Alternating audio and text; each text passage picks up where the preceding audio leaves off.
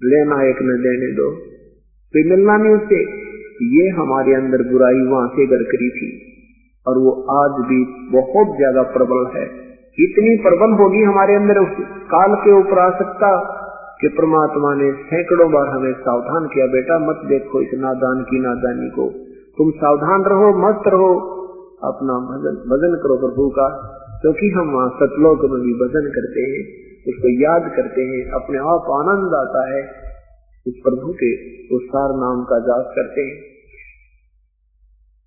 लेकिन हम अंदर ऊपर से सावधान हुए पर अंदर से कब तक हमारी महंगी, वो अंतर्यामी परमेश्वर ने हमें रिजेक्ट कर दिया। हम अपने पतिव्रता पद से गिर गए और परमेश्वर ने हमें हृदय से उतार दिया। बार बार प्रार्थना कर, बार बार संकेत देने पर, बार बार सावधान करने पर भी हम प्रभु की आज्ञा का उल्लंघन करते रहे और उसका आज भयंकर परिणाम अपने सामने है। कोई गधा बने, कोई गधी बने, कोई टांग कटे, कभी आंख फूटे, कुत्ते बने, पशु बने, पक्षी बने, यहाँ कोई पति मरे, कोई पत्नी मरे, बेटा मरे, टांग कट जाए, अंधे हो जाए। ये जो हमारे ऊपर कहर टूटा था कोई छोटी सी गलती नहीं है, ये कोई छोटी गलती नहीं थी जो हम अपने भगवान को भूल के इस नादान में, शैतान में आस्था कर बैठे। जब सत्ययुग तप इस काल ने कर लिया, ब्रह्म ने कर लिया, काल तो ये आगे चल के इस कहानी में काल कहलाएगा। अभी इसको हम क्षर पुरुष कहेंगे। इस क्षर पुरुष ने जब सत्ययुग तप किया, पूरा हो लिया, प्रभु ने कहा कि क्या मांगता है ज्योति निरंजन, तूने सत्ययुग तक तप किया और तप के बदले केवल राज्य प्राप्त होता है। ज्योति निरंजन ने कहा कि प्रभु मुझे अलग से स्थान दे दो, मैं अलग राज्य चाहता हूँ, ये स्थान मेरे लिए कम है। परमेश्वर ने कहा ठीक है पुत्र, तुझे 21 ब्रह्मांड दे देता हूँ। जैसे कोई साहूकार पिता अपने पुत्र को 21 प्लाट अलॉट कर दे, ले भाई ये तेरे 21 प्लाट संभाल दू। अब ये काल उन 21 प्लॉटों को, 21 ब्रह्मांडों को देख रहा है, प्रसन्न हो रहा है, कभी इस ब्रह्मांड में जाता है, कभी उस ब्रह्मांड में घूमता है। फिर मन में आता है कि आत्मा में सोच उठी कि इसमें कुछ कंस्ट्रक्शन करूं, वो सामग्री भी प्रभु से प्राप्त करनी होगी। उसके लिए इसने सत्ययुग तप फिर किया और हम और भी ज्यादा इस पर आसक्त हो गए। ये हमें पता लग गया कि इसने अलग से स्थान मांगा है और हमने भी आस्था होगी कि हम भी इसके साथ वहां चलेंगे। इतने आसक्त हो गए, हम बहुत ज्यादा प्रभावित हो गए इस चीज पर। जब इसने सत्ययुग दूसरी बार तप किया तो प्रभु ने पूछा, पूर्ण परमात्मा ने पूछा क्या मांगता है, क्या चाहता है ज्योति निरंजन। इस ज्योति निरंजन क्षर पुरुष ने कहा प्रभु मुझे कुछ कंस्ट्रक्शन करने की सामग्री दे दो, कुछ रचना सामग्री दे दो प्रभु, मैं उसमें कुछ कंस्ट्रक्शन करूं, कुछ रचना करूं। पूर्ण परमात्मा ने इसको 5 तत्व और 3 गुण दे दिए, 5 तत्व और 3 गुण दे दिए और कहा ले बेटा खेल खिलौना से। अब काल इस सामग्री को प्राप्त करके बड़ा प्रसन्न हुआ।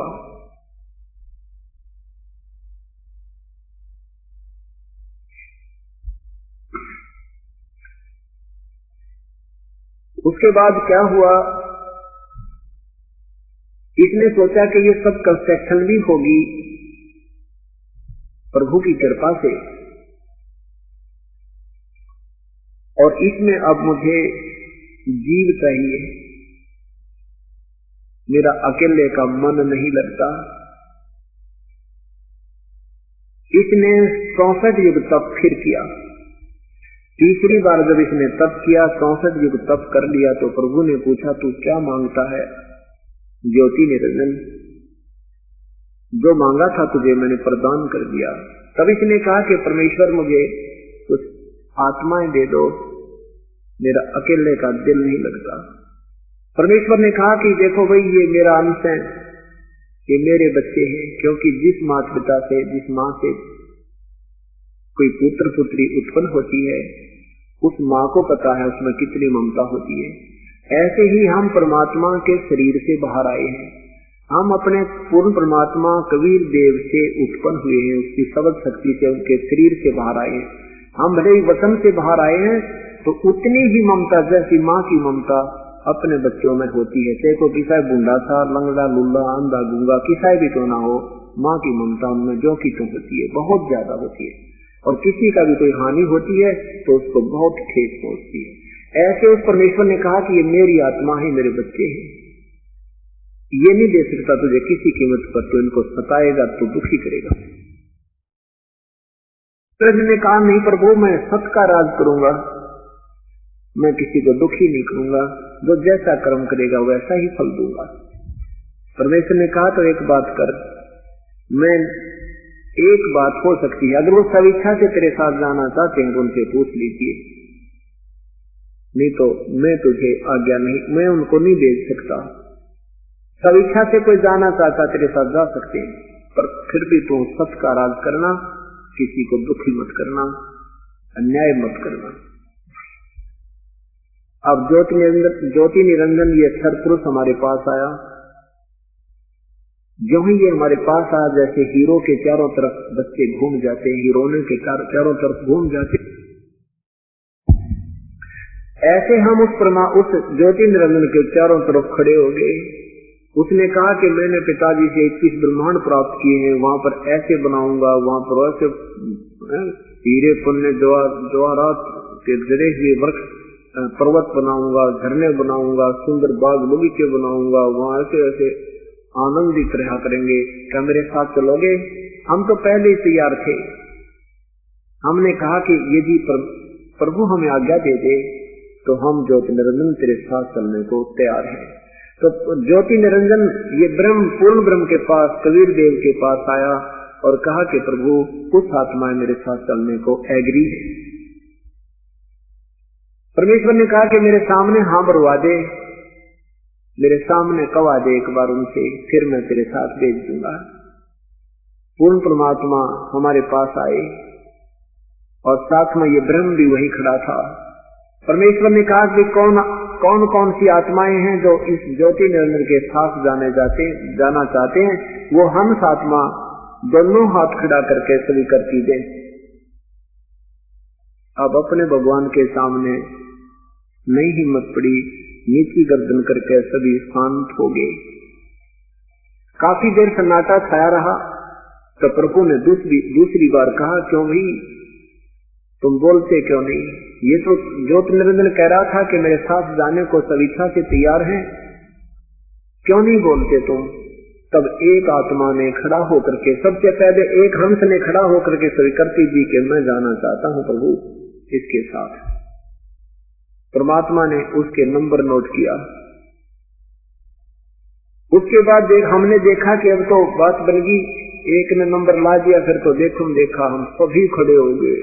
जितने भी आज इस 21 ब्रह्मांड में चींटी से लेकर हाथी तक, रंग से लेकर राजा तक, पशु पक्षी, जो भी जितनी आत्माएं, मच्छर माखी कीटाणु कुछ भी बने हैं, ये सभी आत्माएं सब इच्छा से इस काल के जाल में फंस गई। परमेश्वर ने कहा ठीक है ज्योति निरंजन, जिन जिन आत्माओं ने तेरे साथ आना चाहा है उनकी मैंने सबके नंबर मेरे कंप्यूटर में आ गए। अब मेरे पास उनके सब नंबर हैं, इनको मैं विधिवत तेरे पास भेजूंगा। भाई तू जा अपने 21 ब्रह्मांडों में। ज्योति निरंजन अपने वही ये ब्रह्मांड वही थे पहले, ये 21 ब्रह्मांड सतलोक में ही थे। तो वहां परमात्मा ने हम सभी को क्या किया, जो सबसे पहले जिस आत्मा ने, जिस हंस ने स्वीकृति दी थी, उसकी एक लड़की बना दी, एक युवा लड़की का रूप दे दिया परमात्मा ने अपनी शक्ति में, और हम सब जीवात्माओं को सूक्ष्म रूप में, जीव रूप में, बीज रूप में उस लड़की के अंदर अंतःकरण में प्रवेश कर दिए और लड़की से कहा कि बेटी मैं तुझे सबक शक्ति प्रदान करता हूँ, जितने भी जीव ये ज्योति निरंजन कहे तू सबक से मुख से उच्चारण कर देना, उतने ही सामने ये बच्चे, जवान बच्चे उत्पन्न हो जाएंगे। जितने नर या मादा तू चाहेगी उतने ही उत्पन्न कर सकती है। ये सभी आत्माएं मैंने तेरे अंदर प्रवेश कर दी है। उन 16 पुत्र, प्रथम 16 पुत्र जो थे, उन 16 पुत्रों में से एक का नाम सहजदास है, एक का नाम योग संतान अर्थात योग जीत है। सहजदास से कहा कि सहजदास परमेश्वर ने कहा कि जा सहजदास अपनी बहन को ले जा और ज्योति निरंजन के पास छोड़िया और उसको बता देना कि मैंने इसको सब शक्ति दे दी है, जितने जीव तू कहेगा ये लड़की अपने मुख से उच्चारण कर देगी, उतने ही जीव तेरे यहाँ उत्पन्न हो जाएंगे। उनका शरीर तेज कुंड का होगा, नूरी शरीर होगा।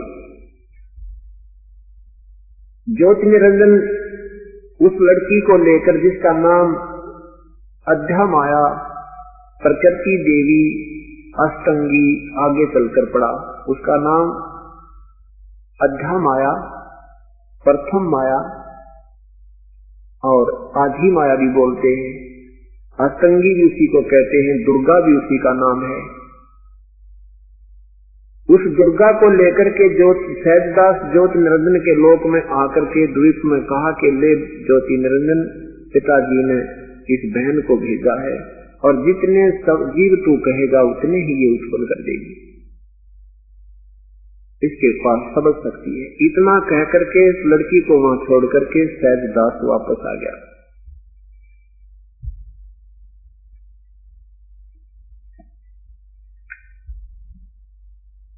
अब युवा होने के कारण लड़की का रूप रंग निखरा हुआ था।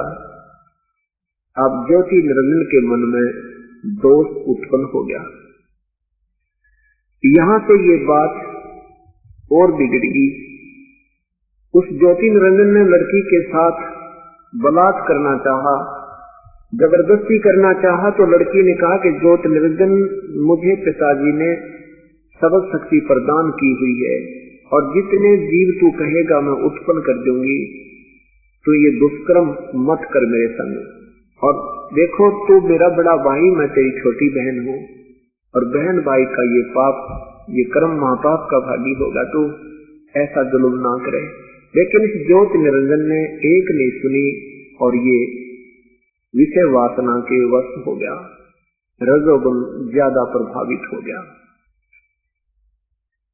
अब लड़की ने अपनी इज्जत की रक्षा ना दिखाई दी, कहीं पर भी सूक्ष्म रूप बनाया और ज्योति निरंजन के श्वास के द्वारा, मुख के द्वारा पेट में सीमा पहुंच गई और अंदर पेट से पुकार की परमेश्वर से, हे पिताजी मेरी रक्षा करो, मेरे साथ इस काल में बदव्यवहार किया करना चाहा, मैंने अपनी इज्जत रक्षा के लिए इसके पेट में शरण प्राप्त की है। तब परमेश्वर ने स्वामी अपने पुत्र जोगजीत का रूप बनाया और उस ज्योति निरंजन के पास आया। ज्योति निरंजन से कहा कि ज्योति निरंजन, तूने जुल्म किया है, अब आदेश सुन ले पिता का। आज से तेरा नाम काल होगा। 1,00,000 मानव शरीरधारी प्राणियों को तू नित आहार करेगा। 1,25,000 यानी 1/4 तू और ज्यादा पैदा करा करेगा। 1,25,000 उत्पत्ति किया करेगा। लड़की को उसके पेट से निकाल दिया और कहा कि निकल जा, आज से तुझे यहाँ से लोक से देश निकाला, लोक निकाला दिया जाता है। इतना कहते ही 21 ब्रह्मांड चल पड़े जैसे विमान चलता है और सतलोक से 16 शंख कोश की दूरी पर आकर के ये स्थिर हो गए, यहाँ पर ये रुक गए। अब ज्योति निरंजन ने देखा कि जो मुझे सजा मिलनी थी वो मिल चुकी है, अब मैं मनमानी करूंगा, क्योंकि अब वो हमें इतनी पीड़ा देता है, क्योंकि हमारा पिता तो कबीर परमेश्वर है, कबीर देव है, सतपुरुष है। ये हमारा पिता नहीं है, ये तो हमारा भाई है और इसको कभी रहम नहीं हमारे यहाँ किसी की टांग कटे, किसी की आंख फूटे, किसी बेटा मरो, किसी की बहन मरो, कोई भाई मरो, ते ऊपर से ओले गिरो, ते भूकंप आओ, ते दरिया फ्लड में बह जाओ, मरो कटो कुछ करो, पर इसने अपना उल्लू सीधा करना है और बाई फोर्स सूझबूझ से यहाँ सृष्टि उत्पत्ति करवाता है।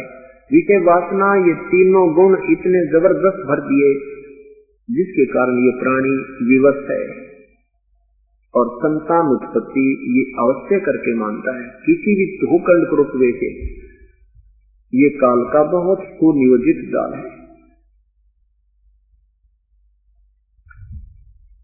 अब ज्योति निरंजन ने दुर्गा से कहा कि अब मेरा कौन के बिगाड़ेगा, अब मैं अपनी मनमानी करूंगा। उस दुर्गा के साथ फिर दुर्व्यवहार करना प्रारंभ किया। अब दुर्गा ने देखा कि ये बिल्कुल नहीं मानने वाला है और कोई स्थान नहीं तेरी रक्षा का, और पिता के साथ मैंने बदतमीजी करके हम वहां से अपने भगवान से धोखा देकर उसके हृदय से उतर चुके हैं। फिर भी इसने सोचा कि इसको मैं किसी प्रकार मना लूं, मेरे पास सबल शक्ति है और मैं सब जीव उत्पन्न कर दूंगी। इसने फिर विनय की दुर्गा ने कि निरंजन तो मेरी बात मान ले, ये मैथुन सृष्टि मत प्रारंभ कर, इसमें जीव बहुत दुखी हो जाएंगे और तू जितने प्राणी कहेगा मैं उत्पन्न कर दूंगी।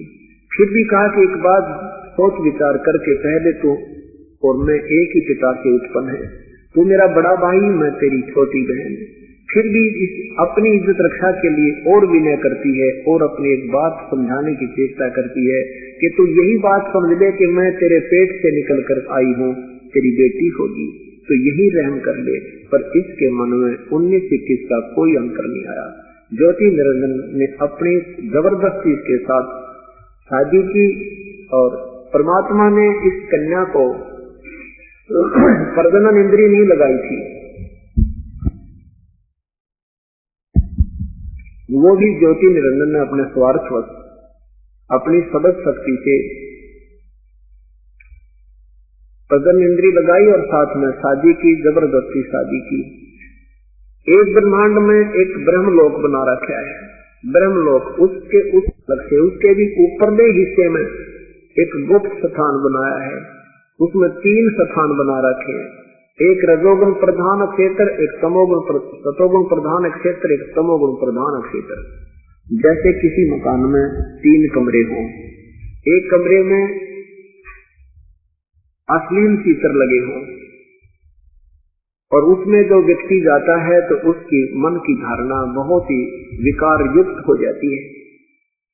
दूसरे कमरे में साधु संतों के, ऋषियों के, महर्षियों के फोटो लगे हों, उसमें जाते ही मन अपने आप शांत होने लग जाता है और प्रभु के विषय में, उन महापुरुषों के जीवन लीलाओं के विषय में विचार अपने आप विमर्श शुरू कर देता है।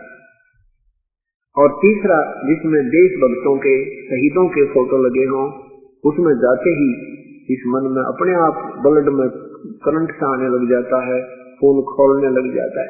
ऐसी जब तक उसमें रहेगा, उन महापुरुषों के चित्र देखेंगे, वैसी ही मन की धारणा बनी रहती है। तो उस ऐसे ही इस काल में 3 स्थान बनाए हैं ऊपर। तो रजोगुण प्रधान क्षेत्र में जब ये जाता है अपनी दुर्गा पत्नी को लेकर, तो वहाँ ये महाब्रह्मा रूप में होता है और दुर्गा महाश्यावत्री रूप में होती है। इन दोनों के सहयोग से जो पुत्र उत्पन्न होता है वो रजोगुण प्रधान हो जाता है। वो जो पुत्र होता है, जैसे माता पिता की वृत्ति होती है, ऐसी ही उस बच्चे में समावेश हो जाती है और उसको रजोगुण युक्त करके वो पैदा कर देते हैं और उसके बाद उनको एक अलग से जो है ना रख देते हैं बेहोश करके, और अपनी सिद्धि से उनको फिर परवरिश करते रहते हैं। दूसरा स्थान जो सतोगुण प्रधान क्षेत्र बनाया है ज्योति निरंजन काल ने, उसमें ये महाविष्णु रूप में होता है और दुर्गा को महालक्ष्मी रूप में रखता है। वहां इन दोनों के संयोग से जो पुत्र उत्पन्न होता है उसको ये सतोगुण प्रधान कर देते हैं। वो अपने आप ऑटोमेटिकली हो जाता है, सबसे ही वो सतोगुण प्रधान हो जाता है। उसको जब वो छोटा सा बालक से जाना होने लगता है तो उसको बेहोश करवा देता है काल दुर्गा से और कहता है इसको मेरा भेद मत बताना किसी को भी। और तीसरा जो तमोगुण प्रधान क्षेत्र है उसमें ये स्वयं महाशिव रूप में, सदाशिव रूप में होता है और दुर्गा को महा पार्वती रूप में रख करके इन दोनों के संयोग से जो पुत्र उत्पन्न होता है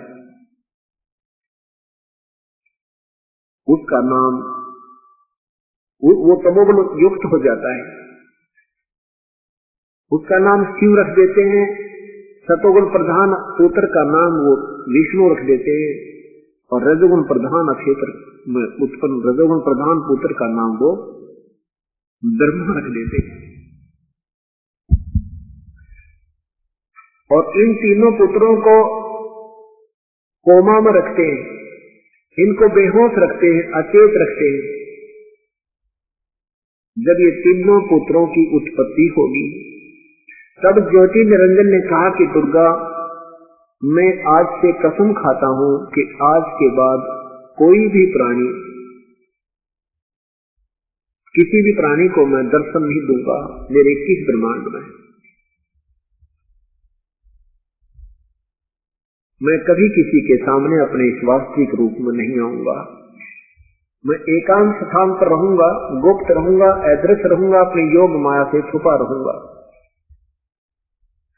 और जब ये बच्चे बड़े हो जावें, जब ये बच्चे जवान हो जावें, तब इन तीनों को सागर मंथन पर भेज देना। जो प्रथम वस्तु निकले वो पहले बड़े पुत्र को देना, प्रथम सागर मंथन में, और दूसरे सागर मंथन में हो फिर उनको एक एक वस्तु बांट देना।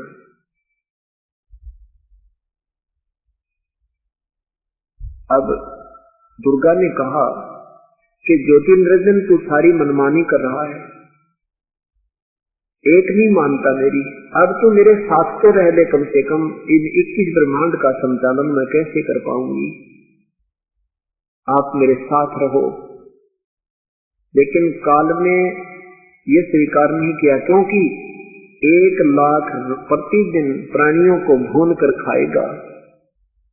हे भगवान, उसको कोई देख ले तो यहाँ रह नहीं सकता प्राणी, या किसी चीज में आस्था नहीं रहेगी इसकी, कि ये सब यहाँ फंसाने का कारण है, हमें यहाँ रोके रखने के लिए अस्थायी एक अक्षणिक सुख दिखा रखा है काल में। ये पूर्ण रूप से समझ में आ जाए। अभी हमने देखा नहीं है, अभी हमने कोई विशेष वो डर नहीं बना हमारे।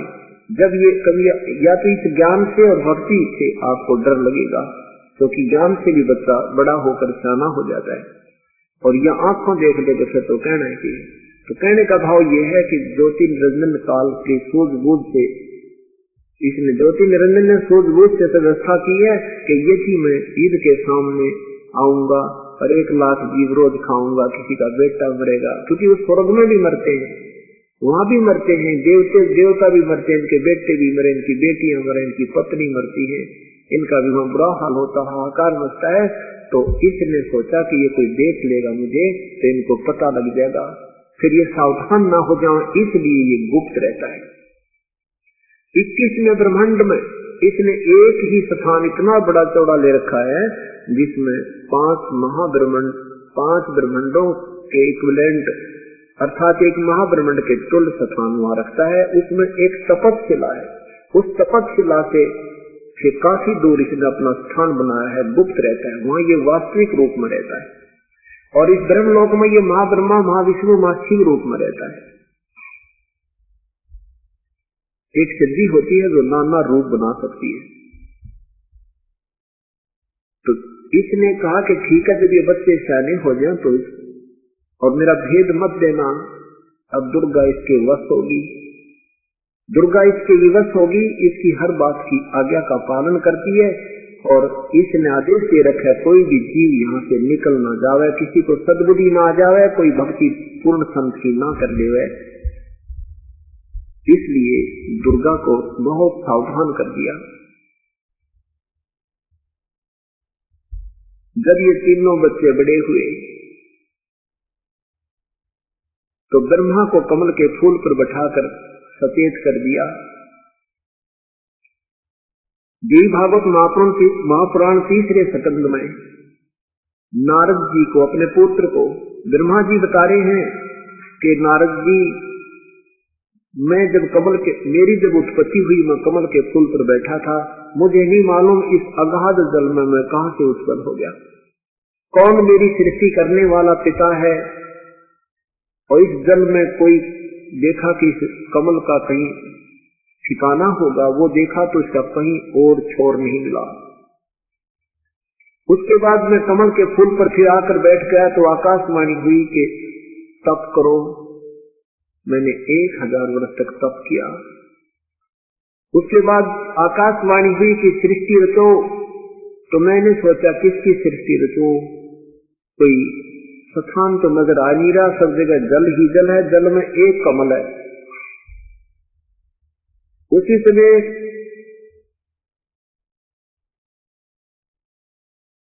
मधु और कैटब नाम के दो राक्षस मुझे आते दिखाई दिए। उनके डर के मारा मैं कमल का डंठल पकड़कर नीचे उतर गया पूरी स्पीड में। नीचे आकर देखा तो एक शेष सैया के ऊपर एक भगवान, चतुर्भुजी भगवान विष्णु अचेत पड़े थे, बेहोश पड़े थे, प्रगाढ़ निंद्रा में सोए थे। अब उसको देखकर मैं चिंतित हो गया कि मेरा ये सहयोगी भी सूता पड़ा है, इधर से दो राक्षस आ गए हैं। इतने में क्या हुआ कि श्री विष्णु जी के शरीर पर एक देवी निकली या भूतनी की तरह दुर्गा उसमें प्रवेश थी, उनको बेहोश कर रही थी। भगवान श्री विष्णु जी को बेहोश कर रखा था। उसमें से दुर्गा बाहर निकली और सामने आकाश में एक सुंदर रूप के स्त्री रूप में दिखाई देने लगी। ब्रह्मा जी ने कहा कि जब वो योग निंद्रा माया भगवान विष्णु के शरीर से बाहर निकल गई, ऊपर आभूषणों युक्त मुझे दिखाई देने लगी, तब श्री हरि यानी भगवान विष्णु उठ गए, जाग गए। मधु और कैटब के साथ में 5000 वर्ष युद्ध करके उनको मारा। इतने में भगवान शंकर भी वहां आ गए, हम 3 हो गए। तब आकाश में दुर्गा हमें दिखाई देने लगी। दुर्गा ने कहा कि बेटा तुम मेरा कार्य करो, उत्पत्ति, सतीथि और संहार तुम तीनों का कार्य है। तब हमने कहा हे माता, कहीं पृथ्वी नजर नहीं आ रही है, हम इस कार्य को करने में कैसे सफल होंगे। तब दुर्गा मुस्कुराई, उसने कहा कि बच्चों मैं अब तुम्हें एक अद्भुत दृश्य दिखाती हूँ। इतने में आकाश से एक विमान आया।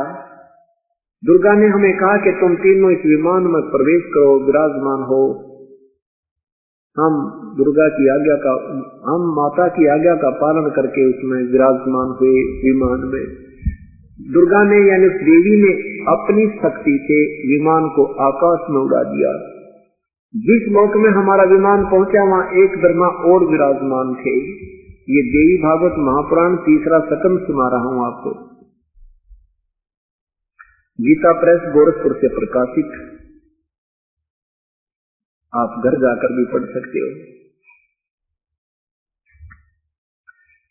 वो दूसरा ब्रह्मा कौन था? ये काल था।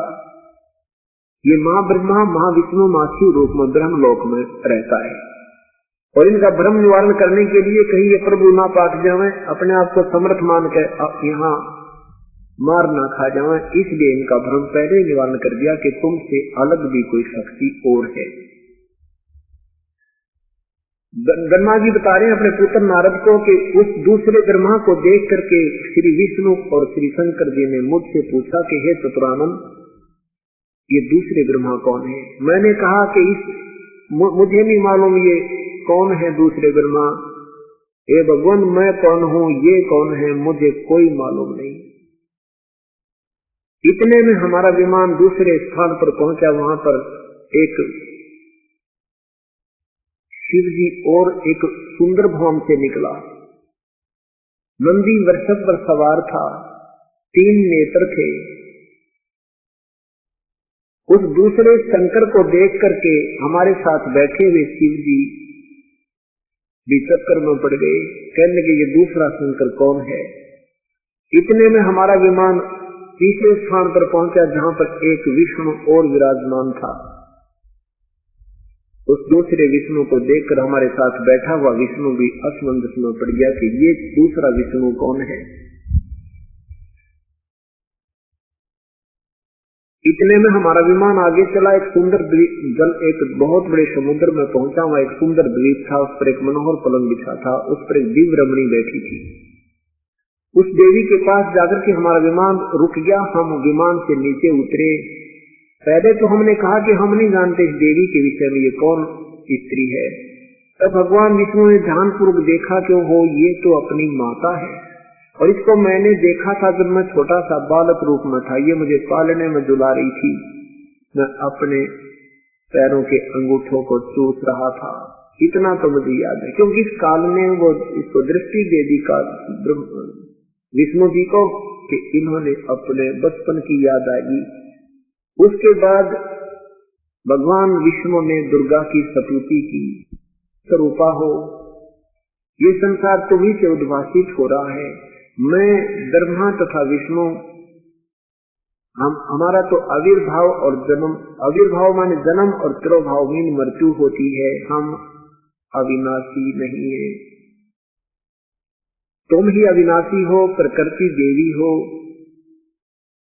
सनातनी और प्रकृति देवी हो। भगवान शंकर ने कहा कि हे माता, जब आप ही से ब्रह्मा भी उत्पन्न हुए हैं, आप ही से विष्णु जी की भी उत्पत्ति हुई है, तो ये तमोगुण लीला करने वाला शंकर क्या तुम्हारी संतान नहीं हुआ? अर्थात तू मेरी भी माँ है। अभी मैं इनको अब धीरे धीरे पता लगने लगा कि हमारी माँ कौन है, पिता का अब भी कोई पता नहीं। तीनों देवा उसको झावे, निरंजन का वो पार न पावे। अभी भी इनको नहीं मालूम कि वास्तव हमारा पिता साकार है कि निराकार है। अब दुर्गा से ब्रह्मा जी ने पूछा कि ये माता, बाद में जब वेद प्राप्त हुए, वेदों को पढ़कर ब्रह्मा ने पूछा कि हे माता, ये वेदों में लिखा है कि एक ब्रह्म है, ये ब्रह्म आप ही हो या कोई और पुरुष है? दुर्गा ने कहा, बेटा ये और मैं एक ही है, तुम्हारी बुद्धि बालक है, इस करके तुम्हें दो नजर आ रही है। फिर आगे चल के उसी देवी भागवत महापुराण में लिखा है कि तुम तीनों के तीनों जब मेरा कार्य करने के लिए जाओ, और मेरा और उस ब्रह्म का, मेरा और उस सनातन परमात्मा अर्थात ब्रह्म का तुम सदा ध्यान रखना। हम दोनों का तुम स्मरण करते रहोगे, तुम्हारा कोई भी कार्य करने में कोई भी अड़चन नहीं आएगी। यानी वहां दो सिद्ध कर दिए, क्योंकि यहाँ इस काल में दुर्गा को सतर्क रखा है कि मेरा भेद मत देना, और फिर भी इसको बताना पड़ा कि वो परमात्मा भी कोई और है, यानी ब्रह्म भी है और मैं भी हूं। अब ये तीनों पुत्र जवान हो गए, तो दुर्गा ने कहा कि जाओ बेटा, तुम आकाशवाणी की काल में ब्रह्म ने कि इनको सागर मंथन के लिए दे दो। तीनों सागर मंथन पर गए। काल ने पहले ही स्वयं एक कछुए का रूप बनाया, उसके ऊपर स्वयं ही एक पर्वत रखा, उसके ऊपर एक सर्प का लपेटा लगाकर एक रस्सा बना दिया। तो इन तीनों ने उसको जरा सा हिला तो अपने आप शक्ति उस निरंजन की से चलने लगा। उसमें से 4 वेद निकले, क्योंकि पूर्ण परमात्मा ने, सत्पुरुष ने अपना भेद छुपा, अपना भेद हमें बताने के लिए अपनी इस ब्रह्मांडों की यह सब स्थिति और सारा कुछ उसमें उस तत्व ज्ञान में समा दिया। इन 5 वेद दिए परमात्मा ने इस ज्योति निरंजन को। 5वां वेद जो अब मुझे बताना पड़ रहा है, यानी परमात्मा ने स्वयं आकर बताया, उस 5वें वेद को काल ने नहीं आने दिया हमारे तक। इन 4 वेदों को हमारे तक भेज दिया, क्योंकि इसमें इन 4 वेदों में कंप्लीट नॉलेज नहीं है, इनमें पूर्ण ज्ञान नहीं है, लेकिन फिर भी बहुत कुछ ज्ञान है। इसमें स्पष्ट लिखा है कि वो परमात्मा जब आता है बालक रूप में, छोटा सा बालक रूप में आता है, प्रकट होता है, वो माँ से जन्म नहीं लेता कभी, ये पहचान है उसकी। और फिर वो उसकी परवरिश जो है कंवारी गायों से होती है। ये ऋग्वेद मंडल नंबर 9 के सूक्त नंबर 1 और मंत्र नंबर 9 में ये स्पष्ट लिखा है कि जब वो परमात्मा आता है, ये पहचान है उसकी, बालक रूप में आता है, तो उसकी कंवारी गायों से उसकी परवरिश होती है। ये आपको आने वाले समय में कबीर परमात्मा की लीला के विषय में परिचित हो जाओगे। फिर वेद उसकी गवाही दे रहे हैं कि वो भगवान होता है, वो पूर्ण ब्रह्म। अपनी महिमा हमें पहचान कराने के लिए इन 4 वेदों को इस काल के कंप्यूटर में, इसके अंतःकरण में परमात्मा ने 500 को डाल दिया। काल ने इन 4 को तो आउट कर दिया और 5वें को नहीं किया। 4 वेद ब्रह्मा को दिए, ब्रह्मा ने उसको पढ़ा, उसमें देखा कि उसमें लिखा है कि कोई परमात्मा है और वो सह शरीर है, अग्नि तनुरसी। परमात्मा सह शरीर है, परमेश्वर सह शरीर है। विष्णु तवा सोमस्य तनुरसी, उस परमात्मा का शरीर है, सर्व का पालन करता ईश्वर अमर पुरुष का शरीर है। और माँ से जब ये पूछते थे कि माँ हमारा पिता कौन है, तो दुर्गा कह देती थी तुम्हारा कोई पिता नहीं, मैं ही तुम्हारी माँ हूँ, मैं ही तुम्हारा पिता हूँ। अब जब वेदों में देखा कि वेद कह रहे हैं कि कोई और परमात्मा है, वो सह शरीर है, और माँ कहती है कि वो कोई भगवान नहीं है, कोई और पुरुष मेरे से अतिरिक्त नहीं है, तो ब्रह्मा जी ने कहा कि हे माँ, वेद क्या, वेद तो प्रभु के देन है, ये झूठ नहीं हो सकते। और वेदों में लिखा कि परमात्मा है, हमारा सृष्टि रचनहार, हमारा कुल पिता है, उसका मनुष्य सदृश शरीर है। तब दुर्गा ने कहा बेटा वो है जरूर, पर तुम्हें मिला तो ना, वो दर्शन नहीं देगा, उसने कसम खाई है, वो किसी साधना से, वेदों में वर्णित विधि से तुम्हें प्राप्त नहीं होगा। तो ब्रह्मा ने कहा माँ अब आपकी बात पर मुझे अविश्वास हो गया। पहले तो आप कह रही थी हमारा कोई पिता नहीं है, अब वेदों ने बताया कि आपका पिता है और वो सह शरीर है, अब आप कहते वो मिलेगा नहीं। और इसमें लिखा कि ओम नाम का जाप जपो, तो ओम नाम के जाप से वो अवश्य मिलेगा। ये अपने आप निष्कर्ष ब्रह्मा ने निकाल लिया। ओम कर्तु समर, कलवे समर और कर्तुम समर। ओम नाम का जाप काम करते करते सेवन करो, विशेष कसक के साथ सेवन करो, मनुष्य जीवन का मुख्य कर्तव्य मान के सेवन करो। ऐसा प्रमाण यजुर्वेद अध्याय नंबर 40 के मंत्र नंबर 15 में लिखा है। ऐसे इन ऋषियों ने और ब्रह्मा ब्रह्म विष्णु महेश आदि ने अपने आप निष्कर्ष निकाल लिया कि उस परमात्मा का ओम नाम ही जाप होगा। लेकिन वो उस मंत्र को भूल गए। 40वें अध्याय के 10वें मंत्र में लिखा कि उस परमात्मा के विषय में मैं नहीं जानता, वो तो कोई तत्वदर्शी संत बताएगा, उनसे सुनो, वो बताएगा पूर्ण रूप से। तो मेरा मंत्र ब्रह्म का मंत्र है। लेकिन कहते गुरु जन का न पाया ज्ञान, जो थो था वो चले ठिकाना। गुरु बिन वेद पढ़े सो प्राणी, समझे न सार रहे अज्ञानी। पुण्यात्माओं अभी तक देख लेना, जब आपको ज्ञान होगा, तत्व ज्ञान होगा, आपको कोई भी ऋषि ज्ञानी नजर नहीं आएगा, आपको इस पृथ्वी पर कोई संत नहीं नजर आएगा, आपको सदगुरु नजर नहीं आएगा। इसलिए दास रह कर ये प्रयत्न कर रहा है कि ये स्वयं तुम आप स्वयं जागृत होंगे, तभी नकली संतों और पंथों की छुट्टी होगी। नहीं तो हमें कई युगों से गुमराह करते आ रहे हैं, इनको भी नहीं मालूम तुम कितने दोषी हो।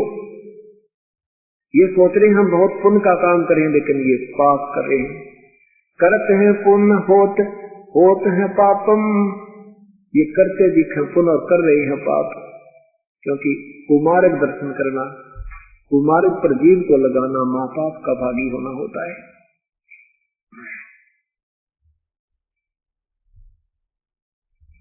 अब ब्रह्मा ने कहा कि माँ मैं आपकी बात को नहीं मानूंगा और मैं पिता के दर्शन करके ही रहूंगा।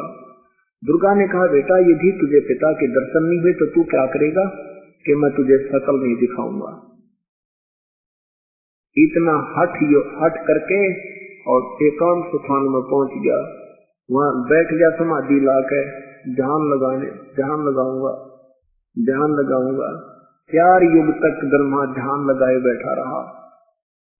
4 युग तक ब्रह्मा ने ध्यान लगाया, कठिन तप किया, हठ योग किया, लेकिन प्रभु प्राप्ति नहीं हुई।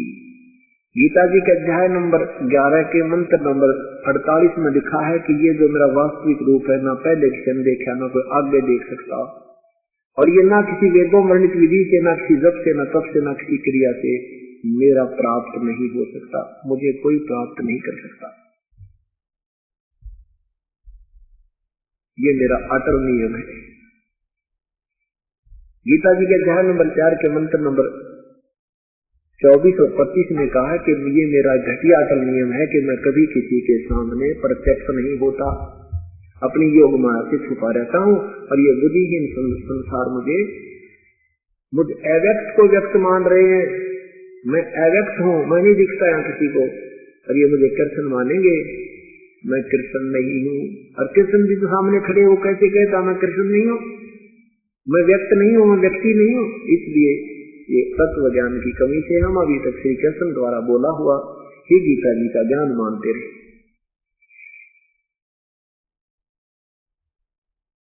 अब 4 युग तक जब समाधि लगा करके ध्यान मस्त होकर के ब्रह्मा बैठा रहा, कुछ भी प्राप्ति यानी वो प्रभु के दर्शन नहीं हुए। ये अंदर शरीर में जब ये प्रवेश कर जाता है तो इसमें पूरे ब्रह्मांड का चित्र है, जैसे टीवी के ऊपर चैनल बने होते हैं, जैसे टेलीविजन में चैनल होते हैं, कौन सा ऑन हो गया उसी का कार्यक्रम आपको दृष्टिगोचर हो जाता है। ऐसे ही शरीर में जब ध्यानस्थ प्राणी हो जाता है तो कोई भी ऑटोमेटिकली कोई भी उसके अभ्यास से कुछ चैनल ऑन हो गया तो उसको देखते देखते ये हजारों वर्षों तक बैठा रहता है, ना तो बैठा नहीं जा सकता, ये मन 1 सेकंड भी ना टकता है।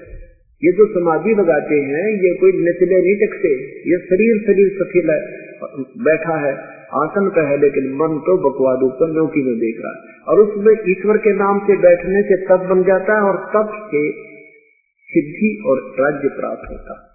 तप से राज राज मदमानम जन्मती तेरे शुक्र सवानम। तपेश्वरी सो राजेश्वरी, राजेश्वरी सो नरकेश्वरी। अब ज्योति निरंजन ने दुर्गा को आकाशवाणी की कि सृष्टि क्यों नहीं रच रहे तुम। दुर्गा ने कहा कि तेरा ज्येष्ठ पुत्र ब्रह्मा आपकी तलाश में हट करके गया है, मेरी नहीं माना।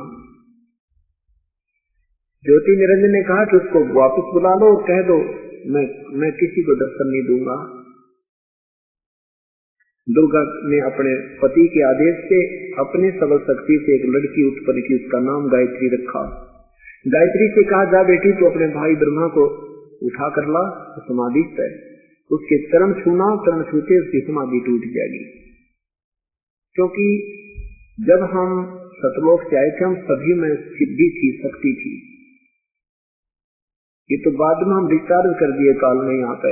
अब हर युग में जब मनुष्य होता है फिर चार्ज करनी पड़ती है। कोई तप करता है, कोई जप करता है, कोई कुछ करता है, कोई ओम नाम का जाप करता है, कोई हठ योग करता है, और फिर स्वर्ग में डिस्चार्ज होकर के हम फिर आ जाते हैं, वहाँ खर्च कराते हैं, फिर आके फिर चार्ज करते हैं, फिर अपना आकाश मोड़ते रहते हैं। कोई सिद्धि प्राप्त कर ली, कोई पशु बने, कभी नरक में गए। ये व्यवस्था हमारी काल में कर रखी है। तो गायत्री ने जाकर के ब्रह्मा जी के चरण छुए, चरण छूते उसकी समाधि टूट गई।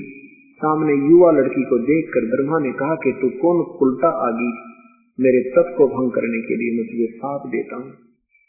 गायत्री ने कहा कि मुझे साप बाद में देना, पहले मेरी बात सुन लो, मेरा दोस्त हो तो मुझे श्राप देना।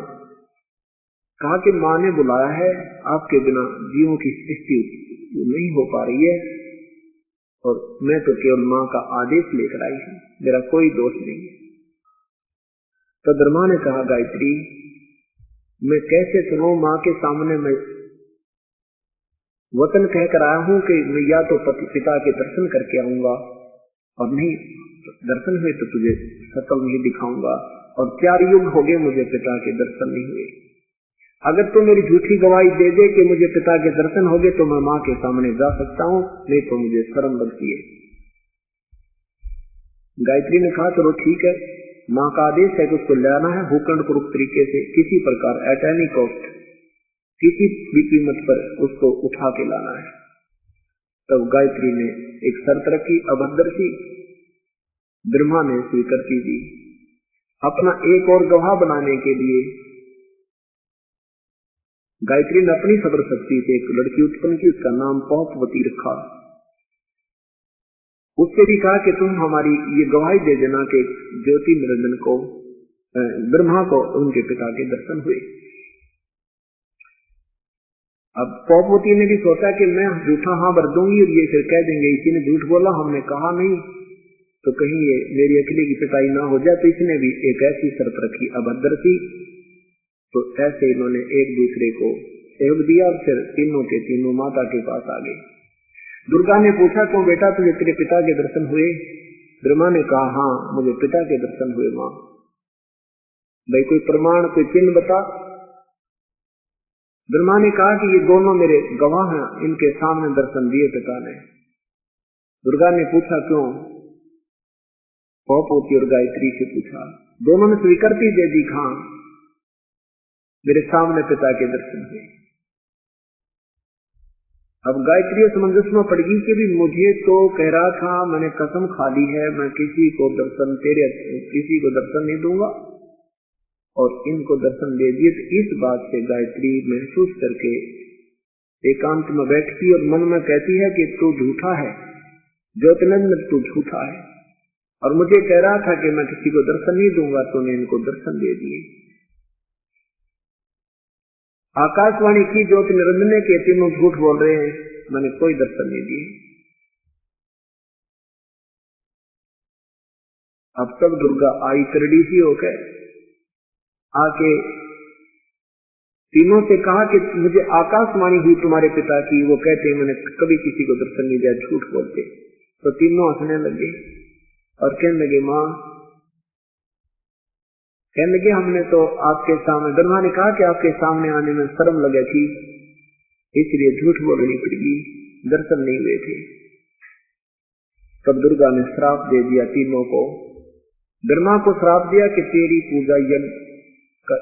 पूजा जग में नहीं होगी, और ये वेदों के पढ़ने वाले तेरे जैसे कपटी और झूठे होंगे, इनको ज्ञान कुछ होगा नहीं, और ये प्रभु पाके रहेंगे, दुनिया को गुमराह किया करेंगे, तेरे वंशज भी तेरे जैसे ही पाखंडी होंगे।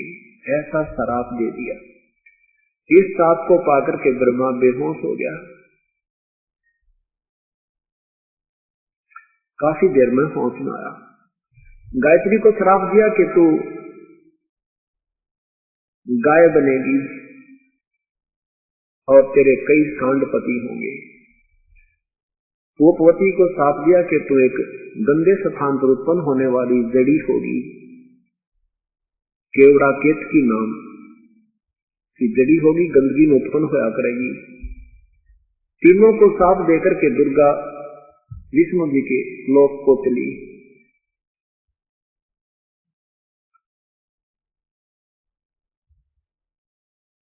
विष्णु जी को जाकर कहा कि विष्णु तू भी अपने पिता के दर्शन प्राप्ति के लिए यत्न कर ले, कहीं बाद में समाधि लगा बैठे। विष्णु जी वहां से चल पड़े, शेषनाग के लोक में पहुंच गए।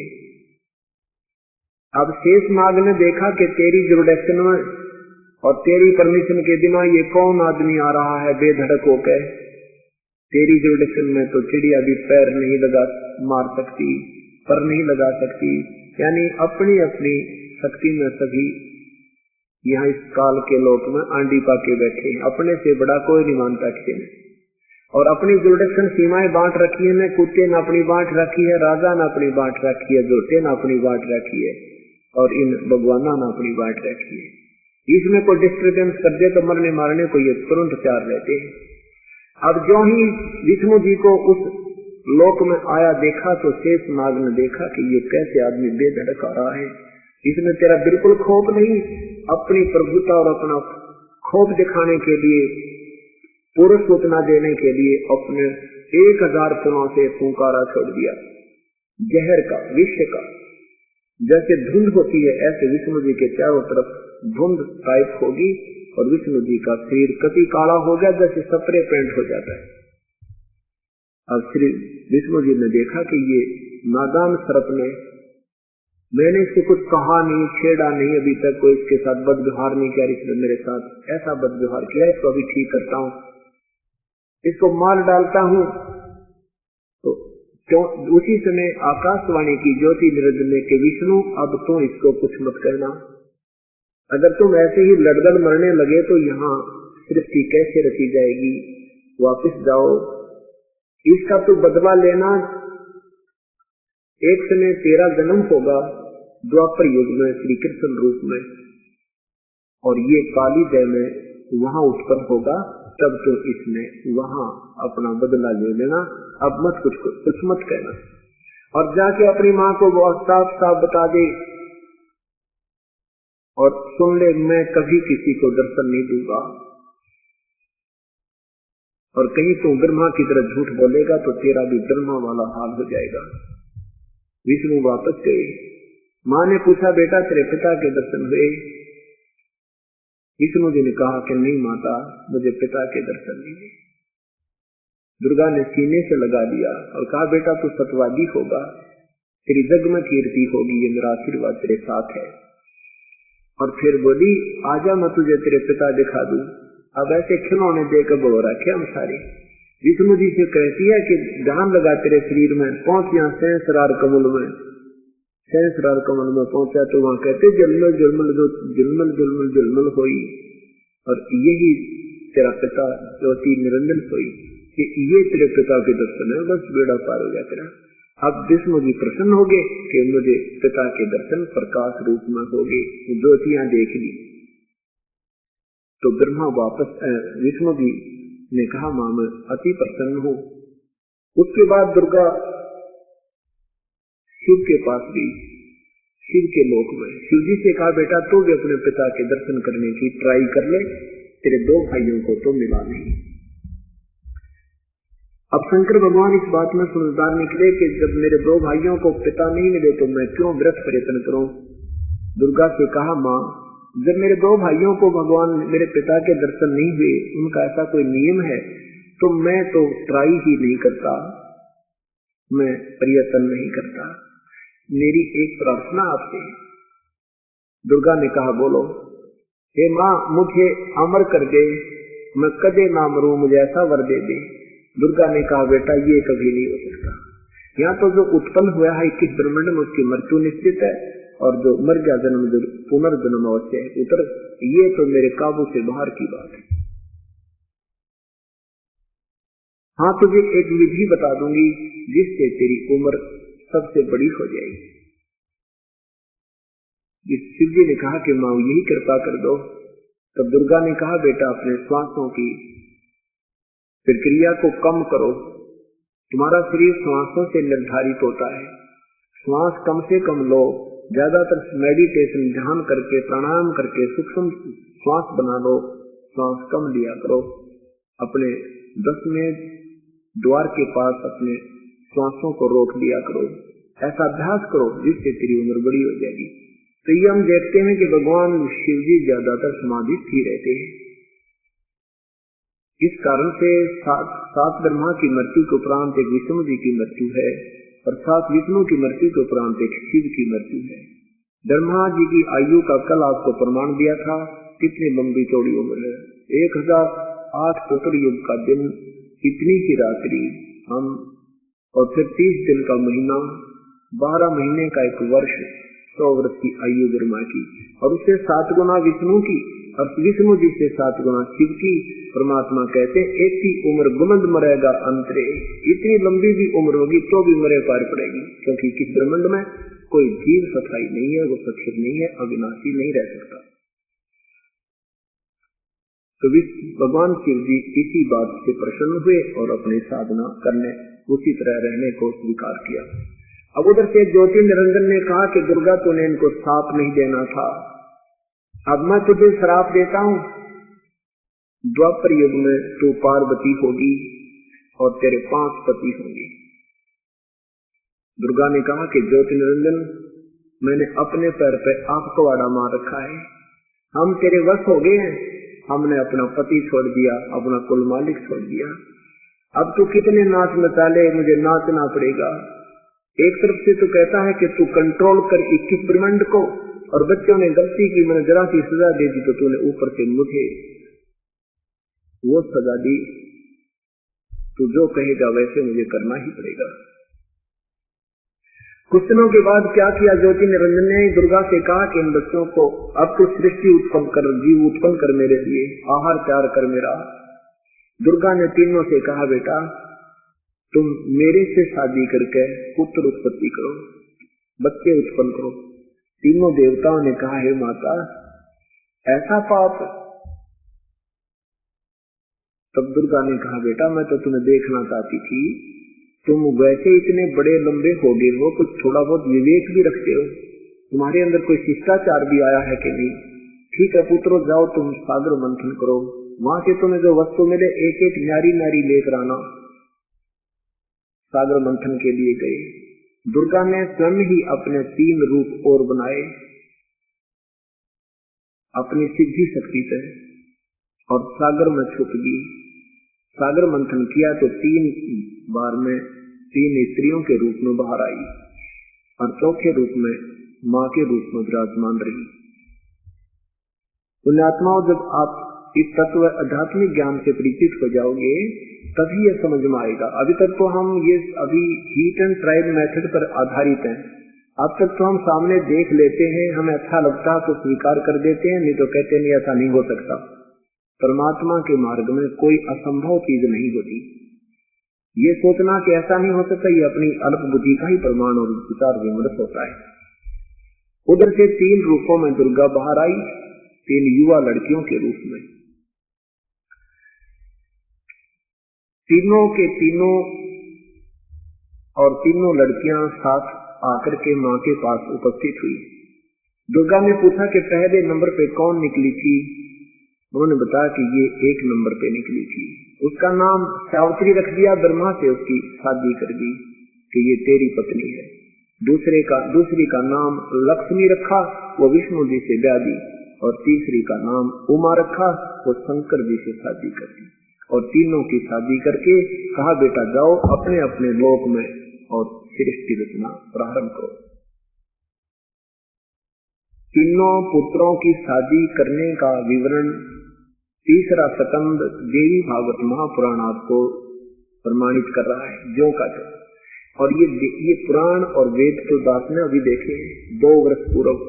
इससे पहले ये सृष्टि रचना दास आपको कम से कम सन 94 से सुनाता आ रहा है। तो कहने का भाव ये है कि जो परमेश्वर ने हमें पहले ही ज्ञान दे रखा था अपनी अमृतवाणी में 5वें वेद में, आज सब सदग्रंथों ने उसको सेकंड कर दिया। आज सब सदग्रंथों ने उसको प्रमाणित कर दिया, उसी का समर्थन पाया। इससे सिद्ध है कि जो परमेश्वर ने हमें ज्ञान बताया था वो सिंपल लैंग्वेज में वो सत्य है, जो कि इन अज्ञानी संतों और महंतों ऋषियों ने महर्षियों ने उसको गलत सिद्ध कर रखा था।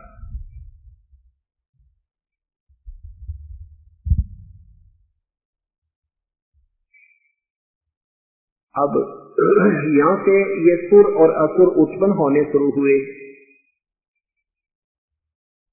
ब्रह्मा जी के वंशज ऋषि ब्राह्मण कहलाने लगे। ये अलग अलग तीनों की व्यवस्था होगी और सुर और असुर यानी देव और राक्षस भी उन्हीं के वंशजों से बन गए, क्योंकि जिन्होंने मंत्र वही याद किए, जाप किए, उनमें सिद्धियां आ गई, विकार त्यागे नहीं, बुराई करते रहे, शराब मदिरा पीते रहे, मांस खाते रहे, उनको राक्षस कहने लगे। तो पहले शराब मांस तम्बाकू प्रयोग करता था, भांग खाता था, नहीं मानता था, बार बार कहने से तो उसको गांव से निकाल देते थे। उस घर के सदस्य को गांव से अपने घर से निकाल देते थे, गांव से निकाल देते थे कि ये तो औरों को भी खराब करेगा। तो फिर वो जंगल में मनमर्जी करते थे और उनके साथ द्वेष करते थे अन्य के साथ, इसलिए वो राक्षस पदवी पर आ जाते थे। अभद्र व्यवहार करते थे, खाने पीने में कोई कंट्रोल नहीं करते थे और साथ में जाप भी करते रहते थे, सिद्धियां भी प्राप्त करते रहते थे। इस प्रकार ये बातें बिगड़ गई। अब यहाँ परमात्मा सुना रहे हैं धर्मदास जी को ये सृष्टि रचना के विषय में। अब परमात्मा अपनी साधारण वाणी में जो पहले ही हमें वर्णन किया था वो सुनाते हैं, सुनाया था उसको आपको सुनाते हैं। धर्मदास ये जग बोराना, कोई न जाने पद निर्वाणा। धर्मदास जी को परमात्मा कह रहे हैं, धर्मदास ये सारा संसार विचलित है, न ब्रह्मा को मालूम, न विष्णु जी को मालूम, न शिव जी को मालूम। इनको स्वयं नहीं पता हम कहां से उत्पन्न हुए, हम कौन हैं। ये काल का भयंकर जाल है, ये आम जीव के समझेगा। नादान ये महर्षि बने फिरे, ये संत, ये सुने सुनाई दंत कथा सुना कर दुनिया को पीछे लगा बैठे, इनके पास खाकर नहीं है। खुद ब्रह्मा विष्णु महेश को मालूम नहीं तो इनके उपासकों को क्या ज्ञान हो सकता है। स्वयं शिक्षित समाज अब विचार करेगा। धर्मदास ये जग बोराना, कोई न जाने पद निर्वाणा। यही कारण मैं कथा पसारा, जग से कहिए एक राम न्यारा।